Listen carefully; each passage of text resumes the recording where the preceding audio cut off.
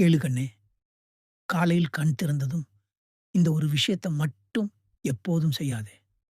நேத்து நடந்ததை இன்னைக்கும் சுமக்காதே. காலையில மனசு வெறும் காகிதம் மாதிரி. அதுல நீ முதல்ல எழுதுறது தான் அந்த நாளோட கதை. பல பேர் என்கிட்ட வந்து சொல்வாங்க, "அப்பா, நான் நல்லவனா தான் இருக்கேன். ஆனா வாழ்க்கை ஏன் மாறல?" அப்ப நான் கேட்பேன், "நீ காலையில உன் நாளை எங்க ஆரம்பிக்கிற?" அவங்க அமைதியா இருப்பாங்க. கேளு, கடவுள் நேத்து முடிச்ச கதைய இன்னைக்கு எழுத மாட்டார். நீ தான் அத மீண்டும் படிக்கிற. கண் திறந்த உடனே பயம், கவலை, கோபம் இதையெல்லாம் கூட்டிக்கிட்ட கடவுள சந்திக்கப் போனா, அவர் என்ன செய்ய முடியும்? நீ கதவ மூடிக்கிட்டே காற்று வரலன்னு சொல்ற மாதிரி. அதனால தான் சொல்றேன். காலையில எழுந்ததும் உன்ன குறை சொல்லாதே. அதுதான் முதல் பாவம். ஒரு நிமிஷம் அமைதியா இரு.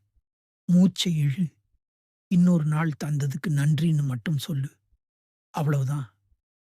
அதுக்கு பிறகு பாரு, உன் நாள் உன்னோட சண்ட போடாது.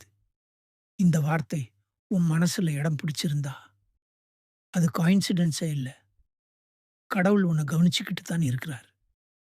இந்த பேச்சு உங்க மனசுக்கு நல்லா இருந்தா, ஒரு லைக் போடுங்க கண்ணே.